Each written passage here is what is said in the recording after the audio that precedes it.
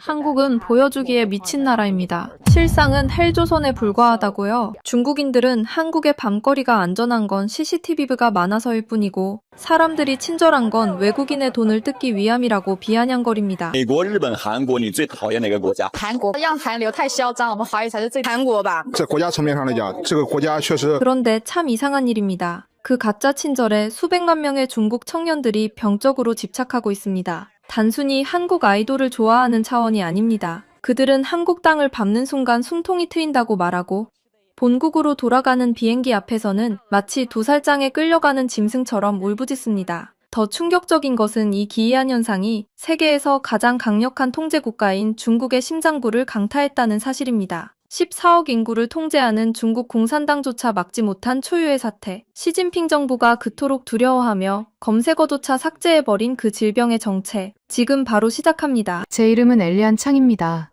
뉴욕 타임스 스퀘어 근처에 사무실을 둔 테크 앤 컬처 전문 탐사 기자이자 뼛속까지 냉소적인 중국계 미국인이죠.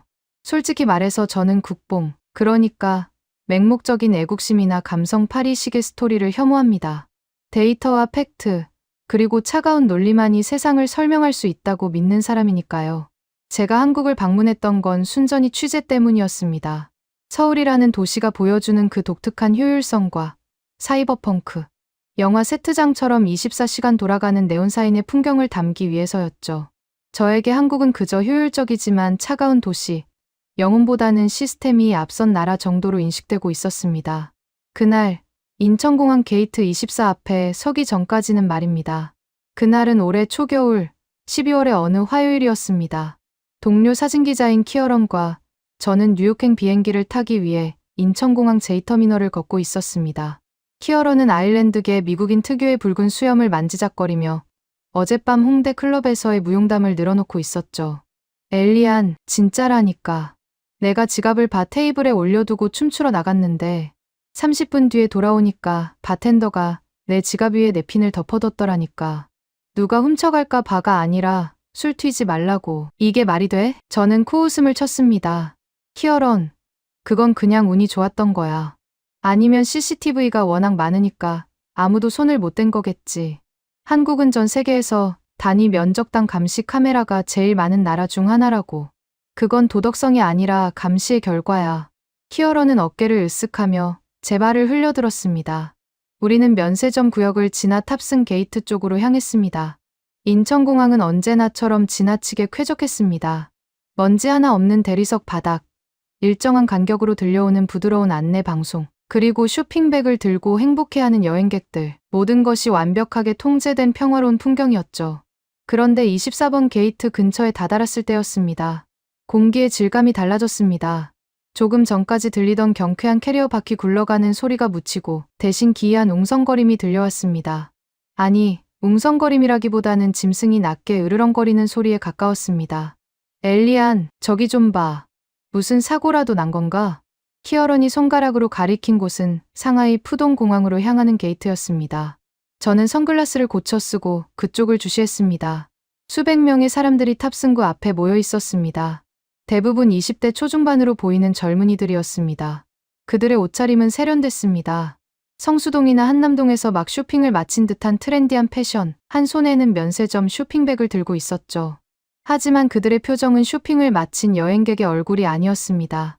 마치 장례식장에, 그것도 아주 억울하게 죽은 사람의 장례식장에 온 조문객들 같았습니다.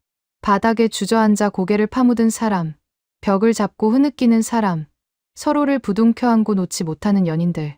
비행기가 결항됐나 보네. 아니면 오버부킹이 됐거나. 제가 무미건조하게 말했습니다. 하지만 키어런은 뷰파인더에 눈을 갖다 댄 채 고개를 저었습니다. 아니야, 엘리안. 저 표정들을 봐. 저건 비행기 좀 늦게 탄다고 나오는 표정이 아니야.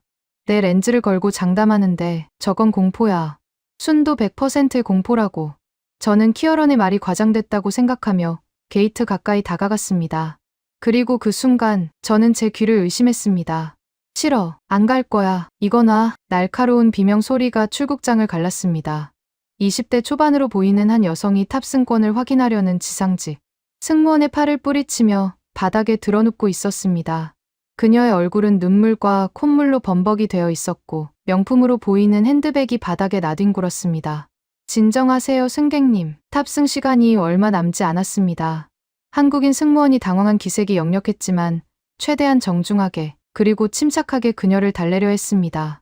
보통의 경우라면 이런 난동을 부리는 승객에게는 보안 요원이 출동해 제압하거나 강하게 경고를 했을 겁니다. 하지만 이상하게도 그 승무원의 눈빛에는 짜증보다는 안타까움이 서려 있었습니다. 마치 이런 장면을 한두 번 본 게 아니라는 듯이요. 바닥에 누운 여성은 중국어로 비명을 지르듯 외쳤습니다.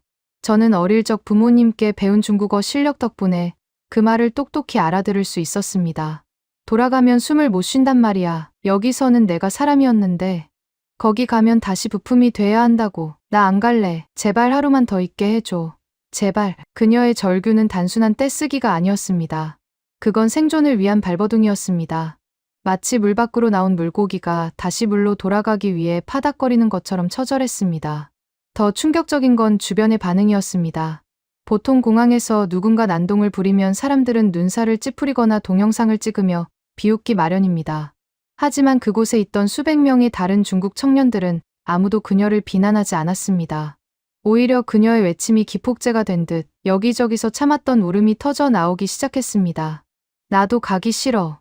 엄마한테 그냥 한국에서 불법 체류하겠다고 할까? 서울에서는 새벽에도 무섭지 않았는데. 베이징 가면 이제 밤에 어떻게 나가? 나 어제 카페 사장님이 줬던 쿠키 아직 안 먹었어. 이거 먹으면 진짜 끝일 것 같아서. 그들의 대화 내용은 기가 막혔습니다. 비자 문제도 돈 문제도 아니었습니다. 그들이 두려워하는 건 본국으로 돌아가서 마주해야 할 잿빛 현실과 한국에서 맛본 그 달콤한 며칠간의 기억이 사라지는 것이었습니다.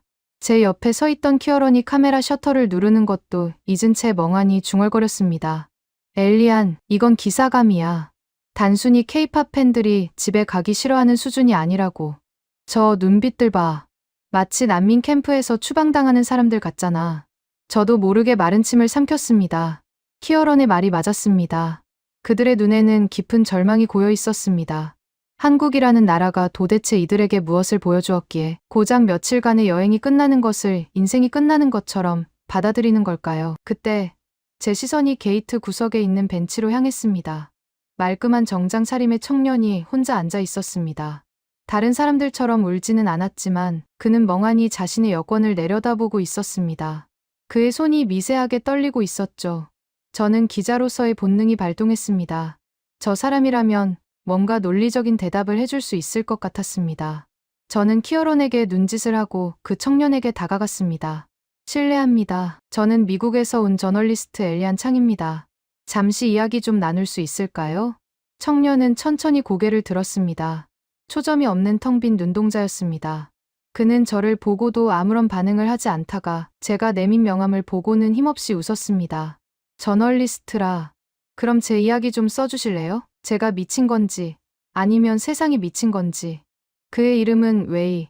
베이징에서 빅데이터를 분석하는 엔지니어라고 했습니다. 소위 말하는 엘리트 계층이었죠. 그런 그가 왜 이런 절망에 빠져 있는 걸까요? 웨이, 솔직히 이해가 안 갑니다. 여행이 끝나면 아쉬운 건 당연하지만 저렇게 바닥에 구르며 울 정도인가요? 한국이 그 정도로 대단한 천국은 아니잖아요. 물가도 비싸고 경쟁도 치열하고.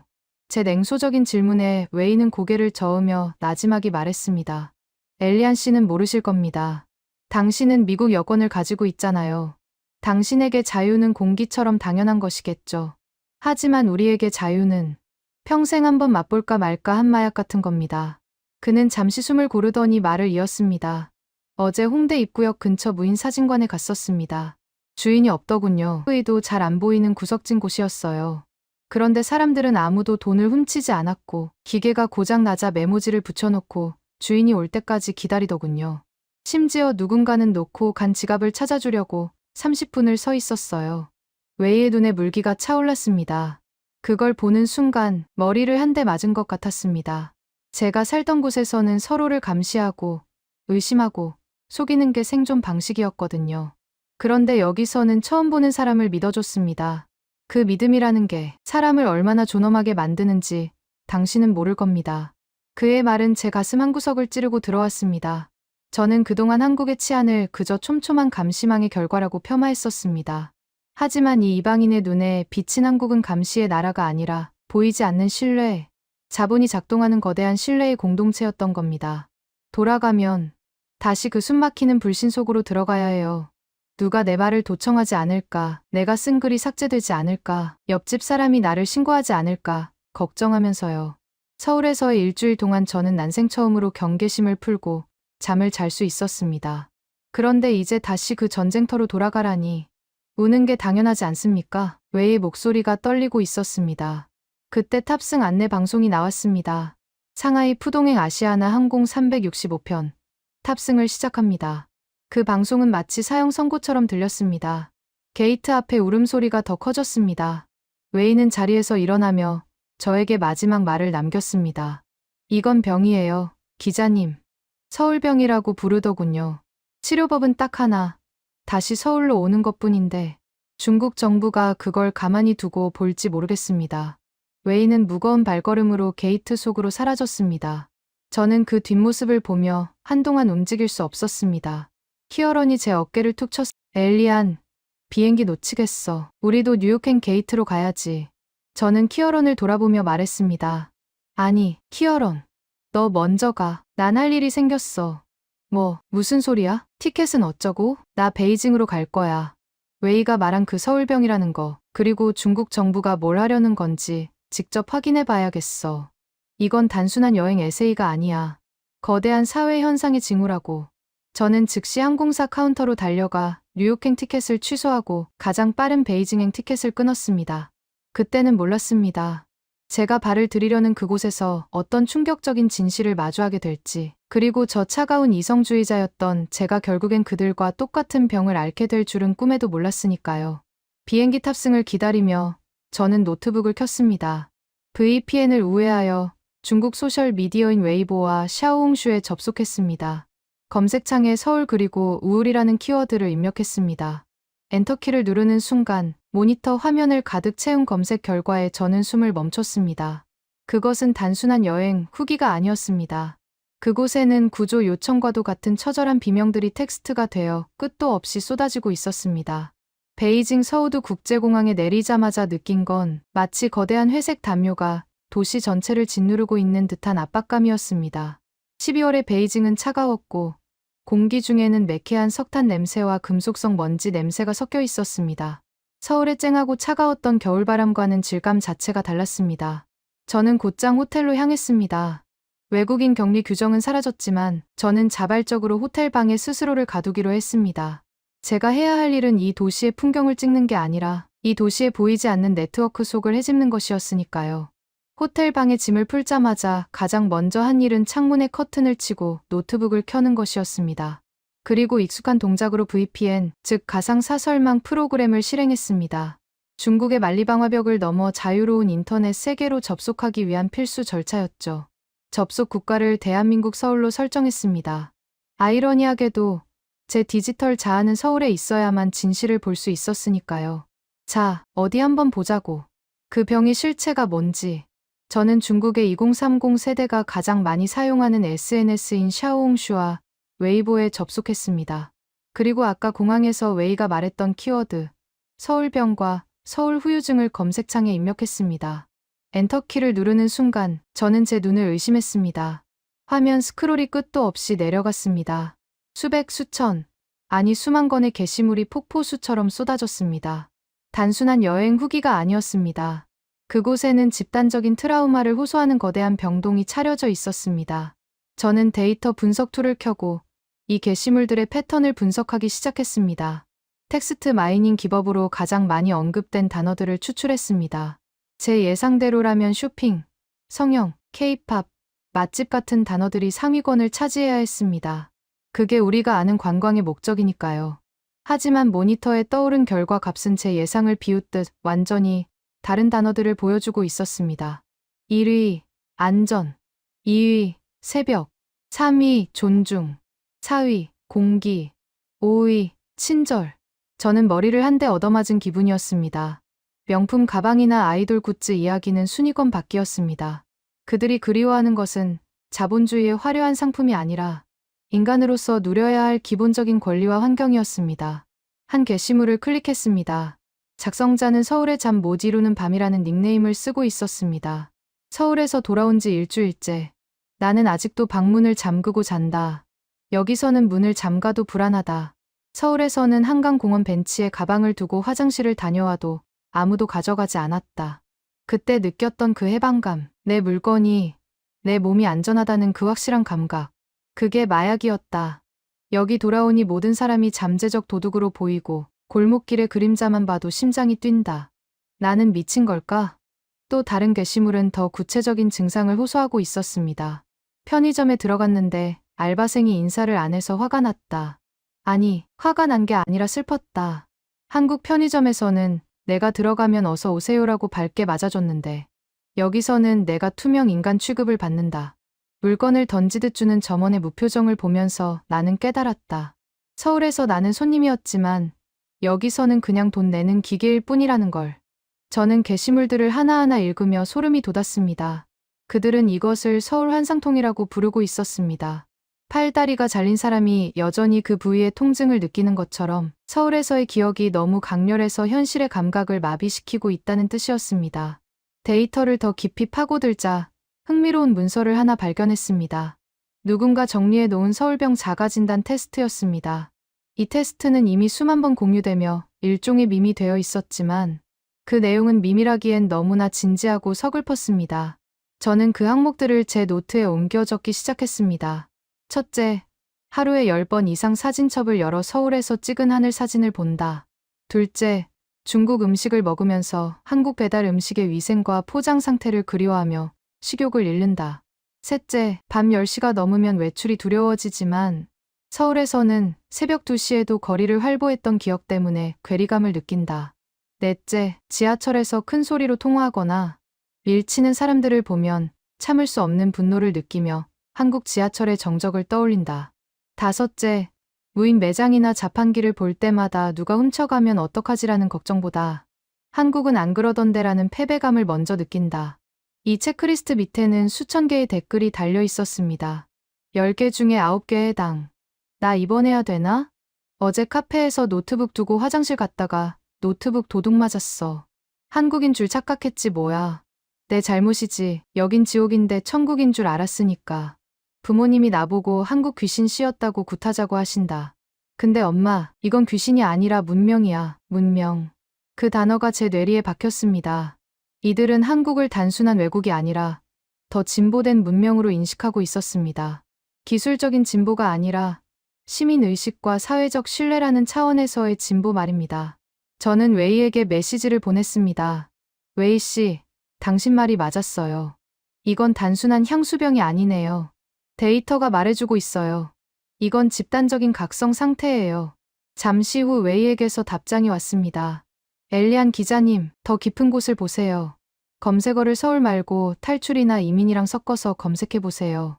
진짜 공포는 거기에 있습니다. 저는 웨이의 조언대로 검색 조건을 변경했습니다. 그러자 화면의 분위기가 완전히 바뀌었습니다. 감상적인 그리움은 사라지고 절박한 탈출 계획들이 쏟아져 나왔습니다. 한국어 어학당 등록 방법, 유학 비자 받는 법, 심지어는 제주도 투자 이민에 대한 정보들이 암호처럼 공유되고 있었습니다. 그중 한 글이 제 눈을 사로잡았습니다. 조회수가 100만이 넘는 베스트 게시글이었습니다. 제목은 우리가 서울에서 본 것은 미래였다였습니다. 우리는 어려서부터 우리가 세계의 중심이고 가장 안전한 나라라고 배웠다. 하지만 서울에 가보니 알겠다. 진짜 안전은 공안이 총을 들고 서 있는 게 아니라 시민들이 서로를 믿는 데서 온다는 것을. 카페 테이블 위에 놓인 지갑이 1시간 뒤에도 그대로 있는 사회. 그건 마술이 아니다. 그건 서로가 서로를 존중한다는 무언의 약속이다. 우리는 그 약속을 경험해 버렸다. 그리고 이제 다시는 예전으로 돌아갈 수 없다. 판도라의 상자가 열린 것이다. 이 글은 단순한 에세이가 아니었습니다. 이것은 체제에 대한 정면 도전이나 다름없었습니다. 시스템이 아닌 시민의 자율성을 찬양하는 것. 공산당이 가장 두려워하는 것이 바로 인민들이 통제 없이도 질서가 유지될 수 있다는 사실을 깨닫는 것이니까요. 저는 이 엄청난 데이터를 백업해야겠다고 생각했습니다. 이 기록들은 단순한 인터넷 글이 아니라 중국 청년들의 사상적 변화를 보여주는 역사적 사료가 될 것이 분명했으니까요. 스크린샷을 찍고 텍스트를 복사해서 제 클라우드에 저장하기 시작했습니다. 손이 바빠졌습니다. 본능적으로 시간이 많지 않다는 것을 느꼈습니다. 웨이가 말했던 정보의 개입이 언제 시작될지 모르는 일이었으니까요. 그런데 바로 그때였습니다. 제가 방금 읽었던 그 베스트 게시글, 우리가 서울에서 본 것은 미래였다라는 제목의 글을 클릭해서 저장하려는 순간 화면이 깜빡거렸습니다. 새로 고침. 화면이 하얗게 변하더니 낯선 문구가 떴습니다. 404 나파운드. 해당 게시물은 관련 법규 및 정책에 위배되어 삭제되었습니다. 단순한 오류인가 싶어 뒤로 가기 버튼을 눌렀습니다. 하지만 목록에서도 그 글은 사라져 있었습니다. 아니, 그 글뿐만이 아니었습니다. 제가 아까 봐뒀던 서울병 자가진단 테스트 게시물, 편의점 알바생이 친절을 찬양하던 글, 노트북을 훔쳐가지 않는 한국에 대한 간증 글들이 실시간으로 하나둘씩 사라지고 있었습니다. 마치 보이지 않는 지우개가 모니터 위를 쓱쓱 문지르고 지나가는 것처럼 수천 개의 데이터가 증발하고 있었습니다. 새로 고침을 누를 때마다 검색 결과의 숫자가 줄어들었습니다. 5만 건이던 검색 결과가 4만 건, 3만 건, 만 건으로 급격하게 떨어졌습니다. 등골이 서늘해졌습니다. 누군가 보고 있는 겁니다. 누군가 이 키워드를 주시하고 있고 이 담론이 확산되는 것을 막기 위해 디지털 소각을 시작한 겁니다. 저는 다급하게 웨이에게 다시 메시지를 보내려 했습니다. 웨이 씨, 지금 게시글들이 삭제되고 있어요. 당신이 말한 게 이거였나요? 하지만 제 메시지 옆에는 전송 실패를 알리는 붉은색 느낌표가 떴습니다. 그리고 곧이어 제 VPN 연결이 끊겼다는 경고창이 떴습니다. 호텔 방이 와이파이 신호가 먹통이 되었습니다. 방 안의 공기가 갑자기 무겁게 느껴졌습니다. 노트북 화면에 비친 제 얼굴은 창백하게 질려 있었습니다. 저는 창밖을 내다봤습니다. 베이징의 밤거리는 여전히 화려한 네온사인으로 번쩍이고 있었지만 그 불빛들이 거대한 감시자의 눈동자처럼 느껴지기 시작했습니다. 그들은 알고 있었습니다. 서울병이라는 것이 단순한 유행이 아니라 체제의 근간을 뒤흔들 수 있는 위험한 사상 바이러스라는 것을요. 그리고 이제 그들은 백신을 투여하기 시작했습니다. 삭제와 차단이라는 가장 무식하고 확실한 방법으로요. 하지만 그들이 모르는 게 하나 있었습니다. 바이러스는 막을 수 있어도 이미 맛본 자유의 맛은 뇌에서 지울 수 없다는 것을요. 저는 끊어진 인터넷 연결 화면을 보며 결심했습니다. 디지털 세상에서 지워진다면 제가 직접 발로 뛰어 그 흔적을 찾겠다고. 그때 제 호텔 방 전화기가 요란하게 울리기 시작했습니다. 프런트 데스크일까요? 아니면 공안일까요? 전화벨 소리가 멈췄습니다. 수화기 너머에서는 아무런 소리도 들리지 않았습니다. 그저 거친 숨소리만 간헐적으로 들려올 뿐이었습니다. 여보세요, 누구십니까? 제가 다시 묻자 그제야 아주 낮고 빠른 목소리가 들려왔습니다. 호텔 로비로 내려오지 마세요. 뒷문으로 나가서 두 블록 뒤에 있는 편의점 앞으로 오세요. 검은색 모자를 쓰고 있겠습니다. 익숙한 목소리였습니다. 공항에서 제 명함을 받아갔던 그가 명함에 적힌 호텔 정보를 통해 연락해 온 것이었습니다. 그의 목소리는 조금 전 공항에서 들었던 것보다 훨씬 더 떨리고 있었습니다. 마치 누군가에게 쫓기는 사람처럼요. 저는 직감했습니다. 단순한 취재가 아니라 뭔가 위험한 상황에 휘말렸다는 것을요. 저는 재킷 안주머니에 소형 녹음기를 챙겨 넣고 호텔 비상구를 통해 밖으로 나갔습니다. 베이징의 밤 공기는 여전히 차갑고 매캐했습니다. 약속 장소인 편의점 앞 어둠 속에 웅크리고 있는 한 남자가 보였습니다. 웨이였습니다. 그는 저를 보자마자 주변을 두리번거리더니 제 팔을 잡아 끌었습니다. 여기는 위험해요. 따라오세요. 우리가 들어간 곳은 근처의 시끌벅적한 허거 식당이었습니다. 사람들의 떠드는 소리, 그릇 부딪히는 소리가 가득한 이곳이 오히려 도청이나 감시를 피하기에 안전하다고 그는 판단한 듯 했습니다. 자리에 앉자마자 웨이는 자신의 휴대폰을 꺼내 제 앞에 내밀었습니다. 액정 화면은 쩍쩍 갈라져 있었지만 화면 속에 띄워진 내용은 선명하게 보였습니다. 이 사람 아시나요? 후천이라는 인플루언서예요. 구독자가 500만 명이나 되는 대형 크리에이터죠. 화면 속에는 선하게 생긴 청년이 서울의 한 병원 앞에서 브이로그를 찍고 있는 썸네일이 보였습니다. 제목은 한국 응급실에서 겪은 충격적인 일이었습니다. 알아요. 저도 조사하면서 봤던 채널이네요. 한국 여행 영상을 주로 올리던 친구죠. 웨이는 고개를 저으며 씁쓸하게 웃었습니다. 과거형으로 말씀하셔야겠네요. 이 채널 오늘 아침에 사라졌거든요. 뭐라고요? 저는 급히 제 폰으로 중국 내 동영상 플랫폼인 빌리빌리에 접속해 후천을 검색했습니다. 사용자를 찾을 수 없습니다. 관련 법규 위반으로 차단된 계정입니다. 500만 명의 구독자를 가진 채널이 하루아침에 증발해 버린 겁니다. 웨이는 덜덜 떨리는 손으로 물잔을 집어들며 말했습니다. 그 영상 내용이 뭐였는지 아세요? 별거 아니었어요. 서울 여행 중에 갑자기 배가 아파서 응급실에 갔는데 의사가 너무 친절하게 설명해줬다는 내용이었어요. 엑스레이 사진을 보여주면서 어디가 문제인지, 약은 어떻게 먹어야 하는지 하나하나 알려줬다고요. 그리고 병원비가 생각보다 싸서 놀랐다는 내용. 그게 다였어요. 저는 이해가 되지 않았습니다. 그게 왜요? 한국 의료 시스템 칭찬한 게 계정 삭제감이 됩니까? 웨이가 눈을 부릅뜨며 제게 몸을 기울였습니다. 엘리안 기자님, 여기는 중국이에요. 한국 의사가 친절하고 시스템이 합리적이라는 말은 뒤집어 말하면 중국 의사는 불친절하고 시스템은 엉망이라는 뜻이 됩니다. 시청자들이 댓글에 뭐라고 썼는지 아세요? 우리나라 병원은 3시간 기다려서 의사 얼굴 3분 보는데 한국은 사람을 살리려고 하는데 우리는 돈을 벌려고 한다. 이런 댓글이 수천 개가 달렸어요. 아, 그제야 퍼즐이 맞춰졌습니다. 중국 당국이 두려워한 건 서울병이라는 단어 그 자체가 아니었습니다. 서울병이라는 현상을 통해 중국 내부의 시스템에 대한 불만이 폭발하는 것을 두려워한 것이었습니다. 한국의 친절은 중국의 불통을 비추는 거울이었고 한국의 안전은 중국의 불안을 증명하는 증거였던 셈입니다. 그래서 시작된 거예요. 붉은 방패 작전이. 웨이가 말한 붉은 방패는 중국의 인터넷 검열 시스템을 일컫는 은어였습니다. 지금 실시간으로 서울, 한국 여행, 이민 같은 키워드가 들어간 게시물들이 삭제되고 있어요. 단순히 글만 지우는 게 아니에요. 알고리즘이 이제 한국 관련 콘텐츠를 아예 추천하지 않아요. 사람들의 머릿속에서 서울이라는 선택지 자체를 지워버리려는 거예요.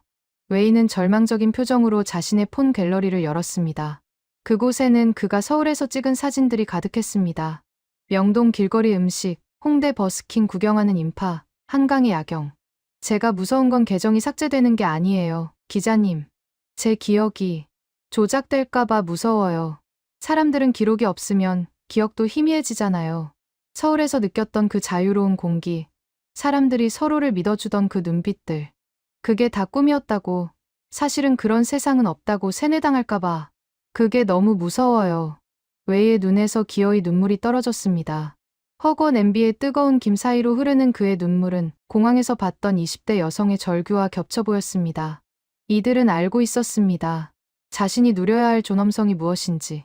한국이라는 프리즘을 통과하며 그들은 비로소 인민이 아닌 개인으로서의 자신을 발견했습니다. 그런데 국가가 나서서 그 발견의 순간을 강제로 삭제하려고 하는 겁니다. 엘리안 기자님, 부탁이 있어요. 웨이가 제 손을 꽉 잡았습니다. 그의 손바닥은 축축하고 뜨거웠습니다. 기자님은 미국인이잖아요. 이 사실을 기록해주세요. 우리가 단순히 한국 아이돌에 미쳐서 오는 게 아니라고. 우리가 본 건, 그리고 우리가 뺏기고 싶지 않은 건 인간답게 살 수 있는 가능성이었다고. 제발 세상에 알려주세요. 그 순간 식당 입구 쪽이 수어졌습니다. 제복을 입은 공안 2명이 들어와 손님들을 훑어보고 있었습니다. 웨이의 얼굴이 사색이 되었습니다. 오셨네요. 뒷문으로 나가세요. 빨리요. 웨이 씨는요? 저는 괜찮아요. 그냥 밥 먹으러 온 거니까. 어차피 제 폰은 이미 도청당하고 있을 테니 피할 수도 없어요. 어서 가세요. 저는 웨이를 남겨두고 도망치듯 뒷문으로 빠져나왔습니다. 심장이 터질 듯 뛰었습니다. 등 뒤로 식당 문이 닫히는 소리가 들렸지만 차마 뒤를 돌아볼 수 없었습니다. 호텔로 돌아오는 길, 저는 택시 안에서 멍하니 창밖을 바라봤습니다. 베이징의 거대한 빌딩 숲, 화려한 조명들. 겉보기에는 서울의 강남과 다를 바 없어 보이는 풍경이었습니다. 하지만 저는 이제 알 것 같았습니다. 이 화려한 껍데기 속에 무엇이 결여되어 있는지를요. 이 도시에는 신뢰가 없었습니다. 서로를 감시하는 눈, 통제하는 시스템, 삭제되는 목소리들. 건물은 높이 올라갔지만 그 속에 사는 사람들의 존엄은 바닥으로 추락하고 있었습니다. 호텔 방에 도착해 침대에 쓰러지듯 누웠습니다. 천장을 바라보는데 문득 숨이 막혀왔습니다. 물리적인 호흡 곤란이 아니었습니다. 정신적인 질식이었습니다. 답답해. 갑자기 서울의 공기가 미친 듯이 그리워졌습니다. 미세먼지 수치 따위가 아니라 그 공기에 섞여 있던 자유의 냄새가 사무치게 그리웠습니다. 을지로 골목에서 맡았던 숯불 냄새, 새벽 2시 홍대 거리의 활기찬 소음, 편의점 문을 열면 들려오던 어서 오세요라는 경쾌한 인사. 그 모든 것이 감시받지 않는 자유로운 개인들이 만들어낸 풍경이었다는 걸 뼈저리게 깨달았습니다. 그리고 저 역시 서서히 그 병에 전염되고 있음을 느꼈습니다. 관찰자였던 제가 어느새 환자가 되어가고 있었던 겁니다. 그날 밤 저는 뒤척이며 악몽을 꾸었습니다. 끝없이 펼쳐진 회색 도시에서 숨을 쉴 수 없어 발버둥 치는 꿈이었습니다. 베이징에서의 사흘째 아침, 저는 침대에서 일어날 수가 없었습니다. 몸살에 걸린 것도 술을 많이 마신 것도 아니었습니다. 그저 몸이 납덩이처럼 무거웠습니다. 호텔 창밖으로 보이는 베이징의 하늘은 잿빛이었습니다. 미세먼지 수치는 나쁨을 가리키고 있었고 회색 빌딩들은 거대한 묘비처럼 서 있었습니다. 그 순간 제 머릿속에서 아주 선명한 이미지가 팝업창처럼 떠올랐습니다. 서울 남산타워에서 내려다보던 파란 하늘, 그리고 코끝을 스치던 차갑지만 상쾌했던 겨울바람의 냄새. 아, 가고 싶다. 그건 단순한 바람이 아니었습니다. 갈증이었습니다. 목이 타들어가는 듯한 생리적인 갈증이었습니다. 저는 그제야 인정해야 했습니다. 웨이가 말했던, 그리고 수만 명의 중국 청년들이 호소했던 그 병이 제 몸에도 침투하기 시작했다는 것을요. 억지로 몸을 일으켜 밖으로 나갔습니다. 호텔 방에만 있다가는 정말로 미쳐버릴 것 같았으니까요. 저는 베이징의 핫플레이스라고 불리는 살리툰 거리로 향했습니다. 서울의 청담동이나 성수동과 비슷한 곳이죠. 세련된 건물, 명품 매장, 힙한 카페들이 즐비한 곳입니다. 저는 유명하다는 한 대형 카페에 들어갔습니다. 주문을 하고 창가 자리에 앉아 노트북을 폈습니다. 기사를 마저 써야 했으니까요. 그런데 30분쯤 지났을 때 신호가 왔습니다. 화장실에 가고 싶어진 거죠. 저는 의자에서 일어나려다 멈칫했습니다. 그리고 습관처럼 주변을 둘러봤습니다. 제 테이블 위에는 300만 원짜리 맥북 프로와 아이패드, 그리고 가방이 놓여 있었습니다. 서울 성수동 카페에서의 기억이 떠올랐습니다. 그때 저는 아무 생각 없이 물건을 다 두고 화장실에 다녀왔습니다. 심지어 옆 테이블 사람에게 잠시만 봐주세요라는 말조차 하지 않았습니다. 돌아왔을 때 제 물건은 그 자리에 완벽하게 그대로 있었죠. 그건 제가 한국 사회를 믿어서가 아니라 그냥 그곳의 공기가 그랬기 때문입니다. 아무도 남의 물건에 손대지 않는다는 너무나 당연한 공기. 하지만 여기는 베이징이었습니다. 저는 제 물건들을 내려다봤습니다. 그리고 생각했습니다. 두고 가면 1분 안에 사라진다. 이건 편견이 아니었습니다. 생존 본능이었습니다. 이곳에서 300만 원짜리 노트북을 두고 자리를 비우는 건 제발 훔쳐가 주세요라고 광고하는 것과 다름없었으니까요. 결국 저는 한숨을 내쉬며 주섬주섬 짐을 싸기 시작했습니다. 충전기 선을 뽑아서 돌돌 말고 마우스를 챙기고 노트북을 파우치에 넣고 무거운 백팩을 다시 맸습니다. 고작 소변 한번 보려고 말이죠. 화장실에 다녀와서 다시 자리를 잡고 다시 충전기를 꼽고 다시 노트북을 부팅하는 그 일련의 과정이 너무나 번거롭고 짜증이 났습니다. 서울에서는 이러지 않았는데 그 순간 엄청난 피로감이 몰려왔습니다. 물리적인 피로가 아니었습니다. 불신이라는 비용을 지불해야 하는 심리적 피로감이었습니다. 타인을 믿지 못해서 내 모든 재산을 등딱지처럼 짊어지고 다녀야 하는 삶. 그게 얼마나 인간을 지치게 만드는지 저는 서울을 경험하고 나서야 깨닫게 된 겁니다. 카페를 나와 지하철을 타러 갔습니다. 베이징 지하철역 입구에는 공항처럼 보안 검색대가 있습니다. 엑스레이 기계에 가방을 넣고 몸 수색을 받아야 들어갈 수 있죠. 테러 방지라는 명목이지만 사실상 모든 시민을 잠재적 범죄자로 취급하는 시스템입니다. 가방을 검사받기 위해 긴 줄을 서 있는데 뒤에 서 있던 남자가 저를 툭 밀치고 지나갔습니다. 사과는 없었습니다. 오히려 왜 빨리 안 가냐는 듯한 짜증 섞인 눈빛만 돌아왔습니다. 지하철 안에서도 마찬가지였습니다. 사람들은 서로를 밀치고 큰 소리로 통화하고 이어폰 없이 틱톡 영상을 보고 있었습니다. 그 소음 속에서 저는 서울 지하철 2호선의 풍경을 떠올렸습니다. 퇴근길, 콩나물시루처럼 꽉 찬 지하철이었지만 기묘할 정도로 조용했던 그 공간. 사람들은 서로의 옷깃이 스칠 때마다 죄송합니다라고 작게 속삭였고 임산부 배려석인 핑크 카펫은 아무리 자리가 부족해도 비워져 있었습니다. 그때는 그 침묵이 조금 차갑다고 느꼈습니다. 하지만 지금 이 베이징의 소음 속에서 깨달았습니다. 그 침묵은 차가움이 아니라 배려였다는 것을요. 타인의 평온을 깨지 않으려는 고도로 훈련된 시민의식의 결과였다는 것을요. 갑자기 숨이 막혀왔습니다. 지하철에서 내려 거리로 나왔지만 답답함은 사라지지 않았습니다. 거리에 설치된 수천 개의 CCTV 카메라가 저를 내려다보고 있는 것 같았습니다. 안전의 의미가 다르다는 걸 뼈저리게 느꼈습니다. 베이징의 안전은 감시에서 나옵니다. 아니 지켜보고 있으니까 범죄를 저지르지 않는 거죠. 이건 통제된 안전입니다. 하지만 서울의 안전은 신뢰에서 나옵니다. 감시자가 없어도 남에게 해를 끼치지 않는다는 믿음. 이건 자유로운 안전입니다. 저는 거리 한복판에 멈춰 서서 하늘을 올려다봤습니다. 회색 스모그 너머로 아무것도 보이지 않았습니다. 외의 말이 귓가에 맴돌았습니다. 엘리안 기자님, 자유는 마약 같은 거예요. 한번 맛보면 끊을 수 없어요. 저는 인정해야 했습니다. 저는 지금 금단현상을 겪고 있었습니다. 자유라는 마약을 끊은 지 3일 만에 온몸이 비명을 지르고 있었던 겁니다. 호텔로 돌아와 침대에 쓰러지듯 누웠습니다. 그리고 휴대폰 갤러리를 열었습니다. 사진첩에는 제가 서울에서 찍었던 사진들이 남아 있었습니다. 을지로의 낡은 노가리 골목, 홍대 버스킹을 구경하는 웃는 얼굴들, 한강공원에서 라면을 먹는 연인들. 사진 속의 사람들은 하나같이 편안해 보였습니다. 누구도 가방을 끌어안고 경계하는 눈빛을 보내지 않았습니다. 그들은 그 사회가 안전하다고 믿고 있었고 그 믿음 안에서 자유롭게 숨쉬고 있었습니다. 저는 사진을 넘기다가 한 장에서 멈췄습니다. 을지로의 한 허름한 LP바에서 찍은 사진이었습니다. 그곳 사장님인 승재 씨가 무뚝뚝한 표정으로 서비스 안주를 내어주던 장면이었죠. 그날 밤 저는 그곳에서 정말 말도 안 되는 실수를 저질렀었습니다. 그리고 그 실수 덕분에 한국이라는 나라의 진짜 얼굴을 보게 되었죠. 갑자기 눈시울이 뜨거워졌습니다. 슬픔이 아니었습니다. 억울함이었습니다. 왜 우리는 이렇게 살아야 할까요? 왜 서로를 의심하고 짐을 짊어지고 감시받으며 살아야 할까요? 저 사람들은 저렇게 편안하게 사람답게 사는데 가고 싶다. 저도 모르게 입 밖으로 소리가 새어나왔습니다. 이제는 취재고 뭐고 다 때려치우고 싶었습니다. 당장 공항으로 달려가 서울행 비행기에 몸을 싣고 싶었습니다. 가서 그 차가운 겨울 공기를 들이마시고 카페에 노트북을 던져두고 화장실을 가고 싶었습니다. 그건 단순히 편의를 위한 욕망이 아니었습니다. 사람 대접을 받고 싶다는 인간으로서의 존엄에 대한 갈망이었습니다. 하지만 저는 갈 수 없었습니다. 제 여권은 호텔 금고에 있었고 저는 아직 이 이야기의 끝을 맺지 못했으니까요.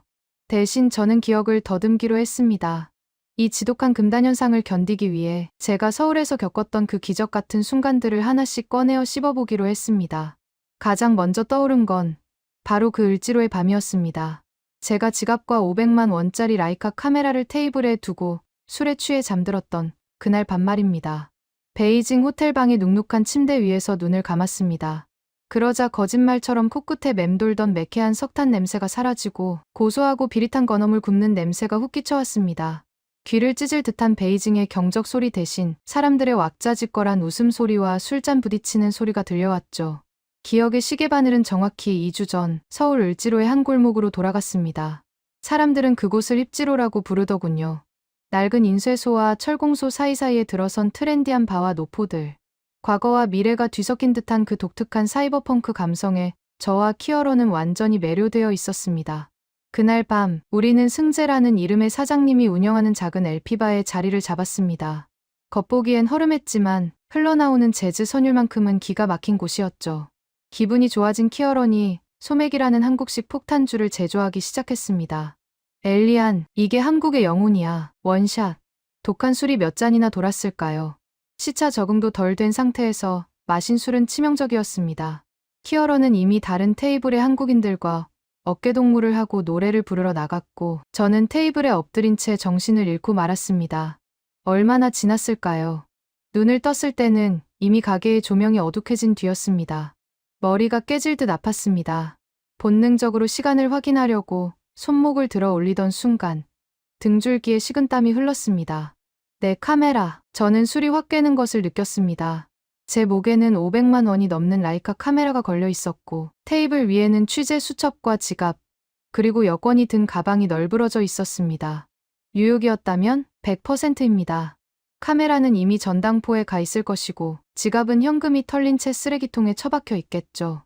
아니, 장기가 털리지 않은 것만으로도 감사해야 할 상황입니다. 베이징이었다면요? 공안에게 끌려가 신분증 검사를 받고 있었을 겁니다. 저는 벌벌 떨리는 손으로 테이블을 더듬었습니다. 그런데 잡혔습니다. 차가운 금속성의 감촉. 라이카 카메라였습니다. 렌즈 캡조차 닫혀있는 상태 그대로요. 지갑, 현금 한 푼 없어지지 않고 그대로 있었습니다. 그때 주방 쪽에서 달그락거리는 소리가 났습니다. 무뚝뚝한 인상의 사장님, 승재 씨가 마른 행주로 컵을 닦으며 저를 쳐다보고 있었습니다. 일어났어. 친구 놈은 아까 여자들이랑 노래방 간다고 튀었고 댁은 세상 모르고 자길래 그냥 뒀어. 문 닫을 시간이야. 저는 멍하니 그를 바라보다가 더듬거리는 한국어로 물었습니다.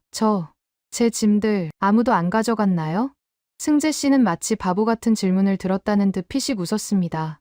누가 가져가? 여기 CCTV가 몇 대인데. 그리고 남이 먹다 남은 술상에 누가 관심 있다고. 그는 무심하게 말했지만 저는 알 수 있었습니다. 이건 CCTV 덕분이 아니었습니다. 가게 문은 활짝 열려 있었고 지나가는 취객이 맘만 먹으면 낚아채서 달아날 수 있는 구조였습니다. 이건 그냥 아무도 가져갈 생각이 없었던 겁니다. 그때 더 충격적인 것을 발견했습니다. 제 아이폰이었습니다. 분명 배터리가 다 돼서 꺼져 있었는데 지금 보니 누군가의 보조 배터리에 연결되어 충전 중이었습니다. 이건 누가 한 거죠? 제가 아이폰을 들어보이며 물었습니다. 승재 씨는 턱짓으로 옆 테이블을 가리켰습니다. 아까 그 옆에 앉았던 대학생들이 아저씨 폰 꺼진 것 같다고 집에 갈 때 택시라도 부르려면 배터리 있어야 한다면서 꽂아두고 갔어. 충전 다 되면 카운터에 맡겨달라고 했는데 댁이 일어났네. 저는 망치로 뒤통수를 맞은 것 같았습니다. 뉴욕에서 타인의 핸드폰을 만진다는 건 곧 절도를 의미합니다. 내 물건에 남의 손이 닿는 순간 방어 기제가 발동하죠. 그런데 여기서는 타인의 물건에 손을 대는 이유가 절도가 아니라 배려였습니다. 술에 취해 널브러진 외국인 아저씨가 집에 못 갈까봐 생면부지의 대학생이 자신의 보조 배터리를 희생해가며 충전을 해주고 간 겁니다. 허수음이 나왔습니다. 그리고 설명할 수 없는 감정이 가슴 밑바닥에서 치고 올라왔습니다. 안도감, 고마움, 그리고 부끄러움이었습니다. 저는 이 도시를, 이 사람들을 잠재적 범죄자로 의심하고 경계했었는데 그들은 저를 그저 도움이 필요한 이웃으로 봐준 겁니다. 저는 떨리는 손으로 지갑에서 현금을 꺼내 승재 씨에게 내밀었습니다. 술값보다 훨씬 많은 돈이었습니다. 사장님, 이거 팁입니다. 그리고 배터리. 정말 감사합니다. 승재 씨는 정색을 하며 돈을 밀어냈습니다. 됐어. 우리 가게는 팁 안 받아. 술값이나 정확히 계산해. 그리고 해장이나 하고 들어가. 그는 주방에서 콩나물국 한 그릇을 툭 내어주었습니다. 김이 모락모락 나는 그 국물을 한 숟가락 떠먹는 순간 저는 울 뻔했습니다. 뜨거운 국물이 식도를 타고 내려가면서 제 안에 꽁꽁 얼어붙어 있던 불신의 벽을 녹여버리는 것 같았습니다. 가게를 나와 을지로의 밤거리를 걸었습니다. 새벽 2시가 넘은 시간이었지만 거리는 여전히 밝았고 사람들은 웃고 있었습니다. 저는 그제야 비로소 제 가방을 앞으로 끌어안지 않고 등 뒤로 편하게 맨 채 걸을 수 있었습니다. 그 무방비 상태, 나를 해칠 사람이 없다는 확신이 주는 그 완벽한 무장해제. 그것은 제가 태어나서 한 번도 느껴보지 못한 최고의 사치였습니다. 5성급 호텔의 스위트룸이나 퍼스트 클래스 좌석이 주는 편안함과는 차원이 달랐습니다. 그건 영혼의 안식이었습니다. 베이징 호텔의 침대 위에서 저는 그날 밤의 공기를 폐부 깊숙이 들이마시는 상상을 했습니다. 을지로의 그 낡은 골목이, 콩나물국 냄새가, 무뚝뚝한 사장님의 목소리가 미치도록 그리웠습니다. 왜 중국 청년들이 돌아가기 싫어했는지, 왜 그토록 절규했는지 이제는 뼈저리게 알 것 같았습니다. 그들이 맛본 것은 단순한 친절이 아니었습니다. 당신은 공격받지 않습니다. 당신은 안전합니다. 사회 전체가 보내는 이 강력한 신호, 그 신호 속에서 처음으로 긴장을 풀고 잠들 수 있었던 경험. 그것은 마치 따뜻한 양수 속에 떠 있는 것 같은 원초적인 평온함이었을 겁니다. 제 카메라는 지금 베이징 호텔 금고 깊숙한 곳에 보관되어 있습니다. 감히 꺼내놓을 엄두조차 나지 않으니까요. 책상 위에 놓인 카메라 가방을 보며 생각했습니다. 을지로 테이블 위에 무방비로 놓여있던 그 카메라가 지금 금고 속에 있는 카메라보다 훨씬 더 행복했겠구나. 조차 자유를 느끼는데 하물며 사람은 어떨까요? 하지만 을지로의 경험은 예고편에 불과했습니다. 다음 날 저는 더 믿을 수 없는 광경을 목격하게 됩니다. 사람이 없는데도 돌아가는 가게, 감시자가 없는데도 지켜지는 질서. 자본주의의 논리로는 도저히 설명할 수 없는 K 신뢰의 정점을 말이죠. 베이징 호텔 방, 창밖으로 들려오는 날카로운 사이렌 소리가 제 상념을 깨뜨렸습니다. 하지만 제 의식은 완강히 저항하며 다시 서울의 기억 속으로 파고들었습니다. 을지로에서의 경험이 수동적인 안전에 대한 충격이었다면 다음 날 홍대와 한강에서 겪은 일은 능동적인 선의에 대한 경이로움이었으니까요. 을지로에서의 숙취가 깬 다음 날 오후, 저는 홍대 거리로 나갔습니다. 젊음의 거리, 버스킹, 패션. 표면적으로는 뉴욕의 소호나 도쿄의 하라주쿠와 비슷해 보였습니다. 하지만 제 눈을 사로잡은 건 화려한 옷가게가 아니라 거리 곳곳에 널린 주인 없는 가게들이었습니다. 소위 무인 사진관이라 불리는 곳들이었죠. 저는 호기심에 한 가게 안으로 들어갔습니다. 10평 남짓한 공간에 사진 기계 4대가 놓여 있고 머리띠나 선글라스 같은 소품들이 바구니에 수북이 담겨 있었습니다. 직원은 없었습니다. 관리인 없었습니다. CCTV가 있긴 했지만 사각지대가 뻔히 보였습니다. 뉴욕이었다면 어땠을까요? 1시간 안에 노숙자가 들어와 잠을 자거나 비행, 청소년들이 기계를 부수고 현금을 털어갔을 겁니다. 이었다면요? 안면 인식 카메라가 입구를 지키고 신분증을 태그해야 문이 열렸겠죠. 하지만 이곳은 달랐습니다. 문은 활짝 열려 있었고 교복을 입은 학생들, 데이트하는 연인들이 자유롭게 드나들었습니다. 그들은 소품을 써보고 제자리에 돌려놓았고 기계 앞에서 웃으며 사진을 찍었습니다. 제가 가장 충격을 받은 장면은 그 다음이었습니다. 한 커플이 사진을 찍으려는데 기계가 돈을 먹은 모양이었습니다. 지폐는 들어갔는데 작동을 안 하는 상황이었죠. 보통이라면 기계를 발로 차거나 욕을 하고 나갔을 겁니다. 그런데 그들은 가방에서 포스트잇을 꺼내 무언가를 적더군요. 사장님, 3번 기계가 4,000원 먹었어요. 죄송하지만 확인하시면 아래 번호로 연락 부탁드려요. 번창하세요. 죄송하지만 번창하세요? 저는 제 눈을 의심했습니다. 돈을 떼인 건 손님인데 왜 사장님에게 죄송하다고 하는 거죠? 기계가 고장난 건 사장의 관리 소홀인데 왜 번창을 빌어주는 겁니까? 그 메모지 옆에는 다른 메모들도 붙어 있었습니다. 여기 머리띠 너무 귀여워요. 저희 추억 남겨주셔서 감사합니다. 그건 거래가 아니었습니다. 소통이었습니다. 주인이 보이지 않는 공간에서도 사람들은 주인의 존재를 존중하고 있었고 주인 역시 손님들의 양심을 신뢰하고 가게를 통째로 맡긴 겁니다. 이게 가능한 시스템인가? 자본주의의 논리로는 설명이 안 되는 상호 존중이라는 비효율적이지만 아름다운 알고리즘이 이 도시를 지탱하고 있었습니다. 저는 그 무인 사진관 구석에 서서 한참 동안 그 포스트잇들을 읽었습니다. 베이징의 감시 카메라 1000만 대보다 저 포스트잇 한 장이 더 강력한 사회적 통제력을 갖고 있다는 사실에 전율하면서요. 그날 저녁, 저는 머리를 식힐 겸 한강공원으로 향했습니다. 택시 기사가 반포대교, 무지개 분수가 예쁘다고 추천해줬거든요. 그런데 문제는 제가 길치라는 거였습니다. 지하철 고속터미널역에 내렸는데 출구가 너무 많아서 어디로 나가야 할지 도무지 감이 잡히지 않았습니다. 설상가상으로 구글 맵은 지하도에서 먹통이었고 표지판의 한글은 외계어처럼 보였습니다. 30분째 같은 자리를 맴돌다 보니 땀이 나고 짜증이 치밀었습니다. 지나가는 사람을 붙잡고 물어봐야겠는데 다들 바빠 보였습니다. 그때 교복을 입은 여학생 2명이 지나가는 게 보였습니다. 저는 지푸라기라도 잡는 심정으로 그들에게 다가갔습니다. Excuse me, 반포 브리지? 라고 영어로 물었습니다. 제 투박한 영어의 학생들은 잠시 당황한 듯 눈을 동그랗게 떴습니다. 아, 실수했다. 그냥 갈까? 제가 돌아서려는 찰나 한 학생이 제 옷소매를 잡았습니다. Wait a minute 이라며 잠깐만요라고 영어로 외쳤습니다. 그 학생은 급하게 주머니에서 스마트폰을 꺼내더니 번역 앱을 켰습니다. 그러고는 저에게 마이크 버튼을 눌러주더군요. 어디로 가고 싶으세요? 기계음이 들려왔습니다. 저는 반포대교 무지개 분수를 보고 싶다고 말했습니다. 학생들은 자기들끼리 쑥덕거리더니 고개를 끄덕였습니다. 그리고 번역기가 다시 말했습니다. 길이 복잡해요. 설명하기 어려워요. 저는 낙담했습니다. 알겠습니다. 감사합니다라고 말하고 돌아서려는데 학생이 손을 저으며 서툰 영어로 말했습니다. No, follow me. 따라오라고? 그들은 자신들이 가려던 방향인 쇼핑몰 쪽이 아니라 반대편 출구 쪽으로 앞장서기 시작했습니다. 처음에는 가까운 출구까지만 알려주려나 보다 생각했습니다. 그런데 그들은 지하도를 빠져나가고 횡단보도를 건너고 아파트 단지를 지나 공원 입구까지 저를 데리고 갔습니다. 좋기 15분은 걸리는 거리였습니다. 공원 입구에 도착해서야 저 멀리 반짝이는 다리가 보였습니다. Here, 레인보우 파운틴. 이라며 여기에요. 무지개 분수라고 영어로 말해줬습니다. 학생들은 땀을 뻘뻘 흘리면서도 환하게 웃으며 다리를 가리켰습니다. 저는 너무 미안하고 고마워서 지갑을 꺼냈습니다. 사례라도 해야 할 것 같았거든요. 오, 땡큐. This is for you. 라며 고맙습니다. 이건 당신들을 위한 거예요 라고 영어로 말했습니다. 제가 10,000원짜리 지폐를 내밀자 학생들은 깜짝 놀라며 손사래를 쳤습니다.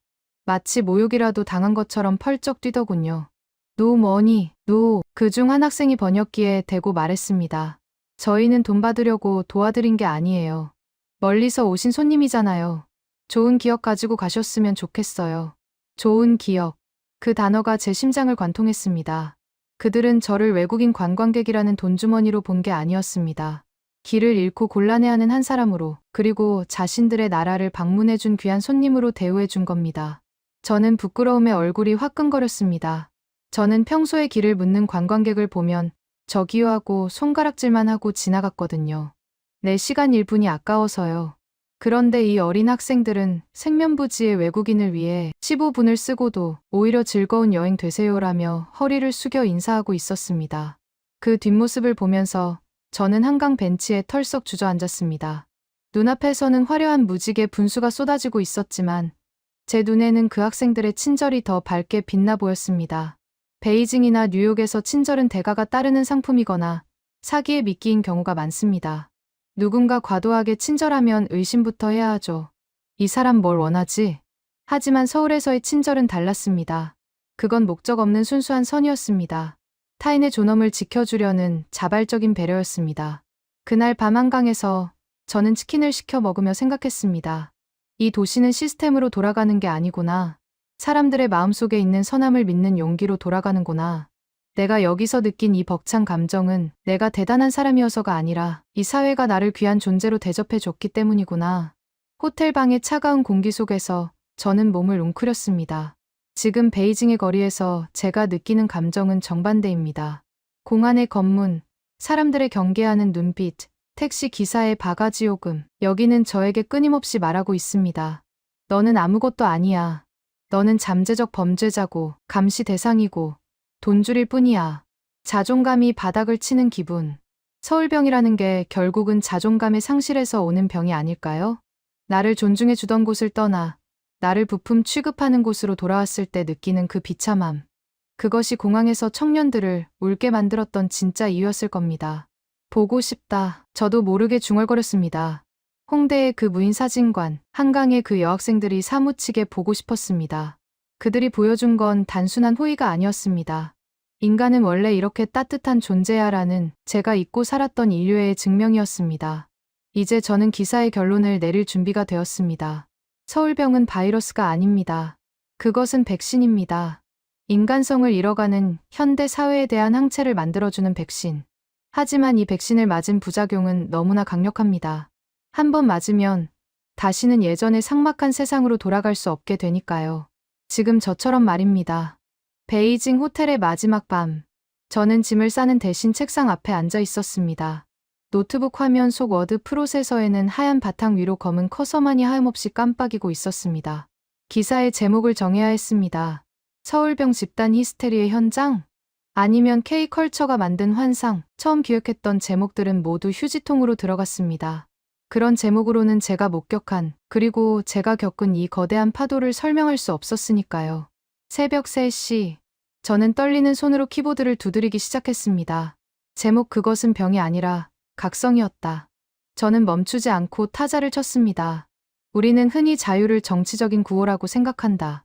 광장에서 소리치고 투표를 하고 대통령을 욕할 수 있는 권리라고. 하지만 제가 서울에서 목격한 자유는 그런 거창한 것이 아니었다.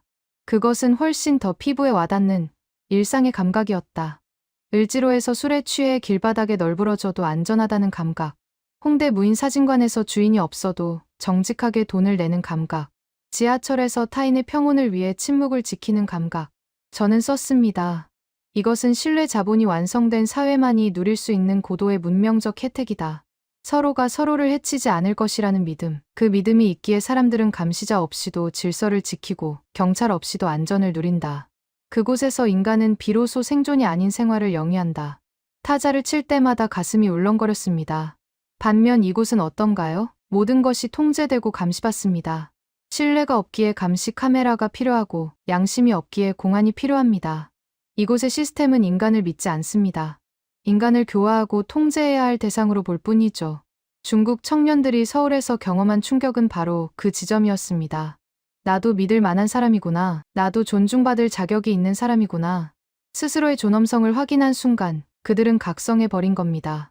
자신이 갇혀있는 이 거대한 세상이 얼마나 비좁고 숨막히는 곳인지를 깨달아버린 거죠. 그러니 돌아오는 비행기 앞에서 울 수밖에요. 다시는 그 존엄의 공기를 마실 수 없을지도 모른다는 공포. 그것은 아이가 장난감을 뺏겨서 우는 것이 아니라 죄수가 감옥으로 끌려가며 우는 것과 같은 종류의 절망이었습니다. 저는 결론을 내렸습니다. 서울병은 치료해야 할 질병이 아니다. 그것은 오랫동안 마비되어 있던 자유에 대한 미각이 되살아난 신호다. 한번 그 달콤한 맛을 본 혀는 다시는 쓴 약을 삼킬 수 없다. 자유는 세상에서 가장 강력한 마약이기 때문이다. 기사의 마지막 마침표를 찍는 순간 노트북 화면 오른쪽 하단에 알림창이 떴습니다. 텔레그램 메시지였습니다. 발신자는 언노운, 알 수 없음. 직감적으로 알았습니다. 웨이였습니다. 엘리안 기자님, 이 메시지를 읽을 때쯤이면 제 계정은 아마 완전히 삭제되었을 겁니다. 저는 숨을 죽이고 메시지를 읽어 내려갔습니다. 오늘 아침 공안들이 회사로 찾아왔습니다. 제 휴대폰과 노트북을 압수해 갔어요. 제가 서울에서 찍어온 사진들, 일기들, 클라우드에 백업해 둔 자료들까지 전부 지워질 겁니다. 그들은 제 기억을 포맷하고 싶어 해요. 제가 서울에서 느꼈던 그 감정이 착각이었다고, 세뇌였다고 인정하라고 강요하더군요. 화면 속 글자들이 흐릿해졌습니다. 분노로 손이 떨렸습니다. 하지만 기자님, 그들은 모릅니다. 데이터는 지울 수 있어도 제 몸에 새겨진 감각은 지울 수 없다는 거려. 한강에서 불어오던 바람의 냄새, 편의점, 문을 열 때 들리던 종소리, 모르는 사람이 건네주던 따뜻한 캔커피의 온기.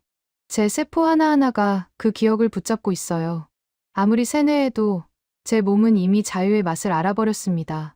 메시지 아래에는 사진 파일이 하나 첨부되어 있었습니다. 다운로드를 눌렀습니다. 사진 속에는 서울의 남산 타워가 멀리 보이고 그 아래로 빽빽한 서울의 야경이 펼쳐져 있었습니다.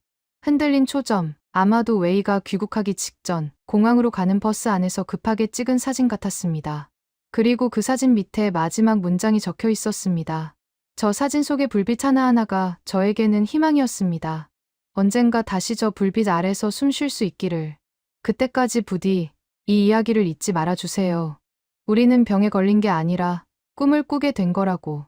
메시지는 거기서 끝이었습니다. 답장을 보내보려 했지만 존재하지 않는 사용자입니다라는 알림만 뜰 뿐이었습니다. 웨이는 디지털 세상에서 완전히 삭제되었습니다. 아니, 어쩌면 현실에서도 어딘가로 격리되었을지도 모릅니다. 고작 자유를 그리워했다는 죄목으로요. 저는 짐을 싸기 시작했습니다. 옷가지를 가방에 쑤셔 넣으며 거울을 봤습니다. 거울 속에 제 얼굴은 며칠 전 공항에 도착했을 때와는 딴판이었습니다. 냉소적이고 오만했던 뉴욕 기자의 얼굴은 사라지고 슬픔과 분노, 그리고 어떤 결의에 찬한 남자의 얼굴이 있었습니다. 저는 더 이상 제3자가 아니었습니다. 저 역시 웨이와 똑같은 환자였습니다. 이 숨막히는 회색 도시에서 단 1초도 더 견딜 수 없는 중증 환자. 제가 가야 할 곳은 뉴욕이 아니었습니다. 타임스 스퀘어의 화려한 전광판도, 브루클린의 힙한 카페도 지금의 저를 치유해 줄 수는 없었습니다. 제 영혼이 갈망하는 곳은 딱 한 군데뿐이었습니다. 사람을 사람으로 대접해주는 곳. 지갑을 잃어버려도 찾을 수 있다는 믿음이 있는 곳. 낯선 이에게 기꺼이 길을 안내해주는 선의가 살아있는 곳. 저는 항공사 앱을 켰습니다. 뉴욕행 티켓을 취소하고 목적지를 다시 입력했습니다. ICN, 서울 인천. 예약 확인 버튼을 누르는 순간 심장이 쿵쿵 뛰기 시작했습니다. 마치 첫사랑을 만나러 가는 소년처럼, 아니, 오랜 유배 생활을 끝내고 고향으로 돌아가는 죄수처럼 가슴이 벅차올랐습니다. 이것은 도피가 아닙니다. 이것은 회귀입니다. 인간이 마땅히 살아야 할 곳, 인간다운 삶이 보장되는 그 문명의 세계로 돌아가는 것입니다. 캐리어 지퍼를 잠그며 저는 혼잣말을 중얼거렸습니다. 기다려, 서울. 내가 다시 갈게. 이제 마지막 여정이 남았습니다. 승객 여러분, 우리 비행기는 방금 인천국제공항에 착륙했습니다. 기장의 안내 방송이 나오는 순간 기내의 공기가 바뀌었습니다. 창가에 앉아있던 저도 모르게 깊은 숨을 토해냈습니다. 지난 며칠간 베이징에서 제 가슴을 짓누르던 납덩이 같던 압박감이 거짓말처럼 사라지는 순간이었습니다. 비행기 문이 열리고 탑승교를 걸어 나올 때 저는 가장 먼저 공기의 냄새를 맡았습니다. 차가웠지만 상쾌했습니다.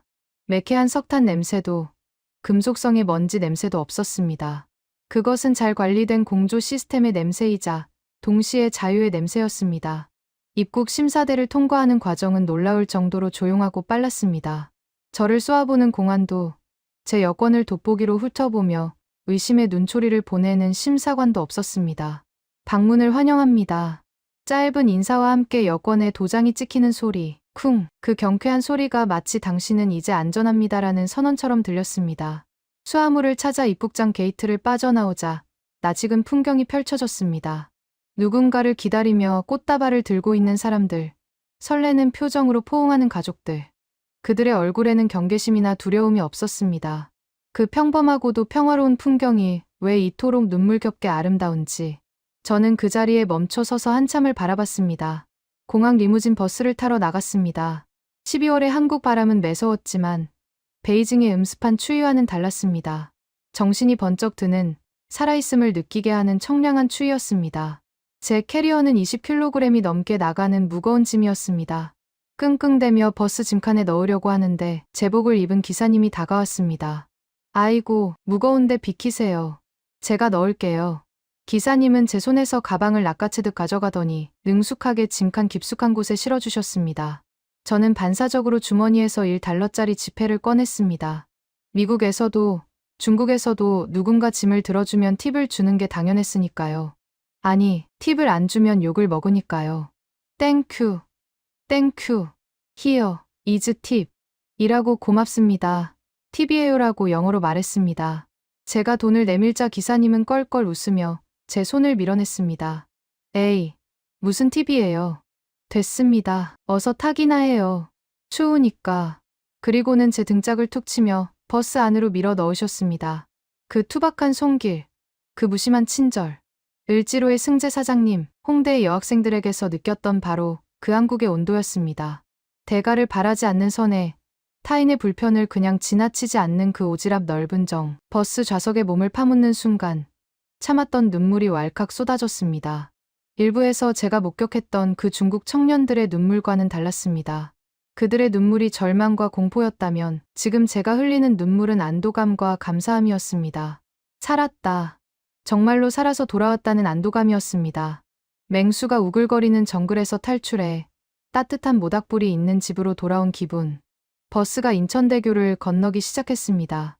창밖으로 펼쳐진 서해바다 위로 붉은 석양이 지고 있었습니다. 저는 그 아름다운 풍경을 보며 웨이를 생각했습니다. 지금쯤 베이징의 어딘가에서 기억을 삭제당하고 있을지도 모를 그 친구를요. 웨이 씨, 보고 있나요? 당신이 그토록 그리워하던 그 불빛들이 지금 제 눈앞에 있습니다. 당신이 옳았어요. 이건 병이 아니었습니다. 우리가 여기서 본 건 인간이 도달할 수 있는 가장 높은 수준의 문명이었습니다. 한국 사람들은 스스로를 헬조선이라 부르며 자조하곤 합니다. 경쟁이 치열하고 살기 팍팍하다고 말이죠. 네, 맞습니다. 한국은 천국이 아닙니다.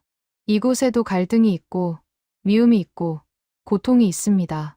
하지만 저는 감히 말하고 싶습니다.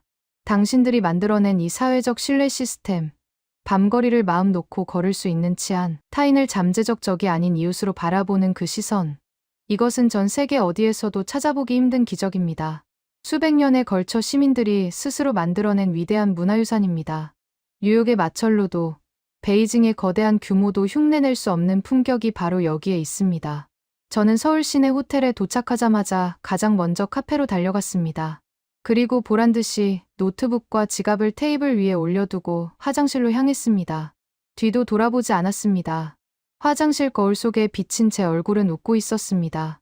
5분 뒤 자리로 돌아왔을 때 제 물건들은 그 자리에 완벽하게 아주 당연하다는 듯이 놓여 있었습니다. 그제야 저는 완성된 기사를 송고했습니다.